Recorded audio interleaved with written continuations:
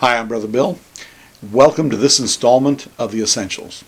We'll be looking at Abraham today. Now, the last installment we were looking at the flood, how God delivered Noah and his family, but Noah's behavior showed that after the flood, it didn't solve the sin problem.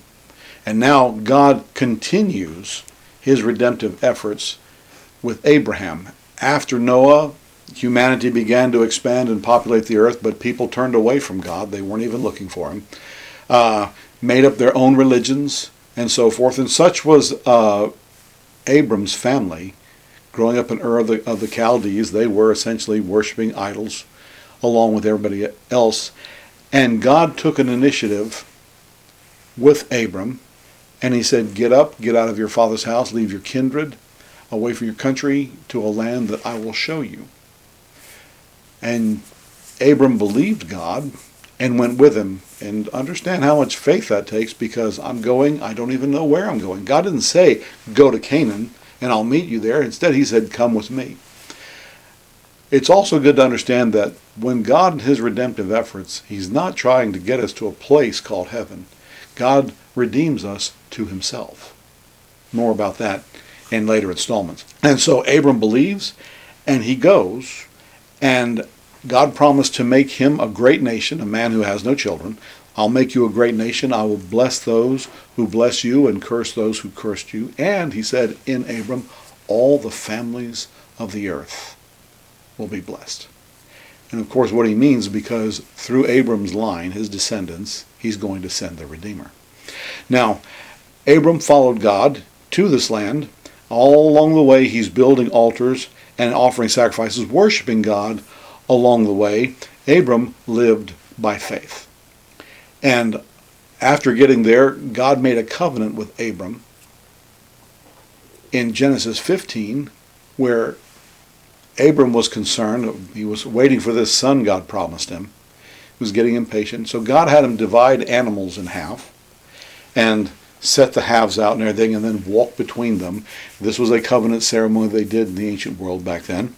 And then God, making the covenant, he said, know for surety that your descendants will be servants in another land, to another nation, for 400 years, or a little more than 400 years. But he said, that nation I will judge and I will bring them out. So he knows this is going to happen to his posterity centuries to come. But for Abram's sake, he said, you will die at a good old age. And after doing all this, God instituted circumcision as a sign of the covenant with Abram and for his house and so forth. He also changed Abram's name to Abraham, the way he's more commonly known today. And Abram means exalted father to a man who has no children. Abraham means father of nations. And of course, he also changed his wife's name from Sarai, which is the name of a barren mountain, to princess, because of the covenant God made with him. Over the years, God again reaffirmed his covenant, and he gave Abraham the son he promised him. And in doing so, by this time, Abraham's 100 years old, and it said that he fell on his face and laughed when God told him this was going to happen. He thought, I'm too old, it's too late for this now. Of course, his wife, Sarah, was 90, and so the idea of such senior adults having a baby, they both laughed. But God got the last laugh, and of course, when the child was born, they named him Isaac, which means he laughs. Years later, God demanded that Abraham sacrifice this child he'd waited so long for, to offer him for a burnt offering. And by then, if you read that in Genesis, you realize Abraham offered very little resistance. He complied. He went up there, and carrying the wood, the implement for his destruction, up the mountain, Isaac asked his father, well, here's the wood, and there's the knife and the fire. Where's the lamb?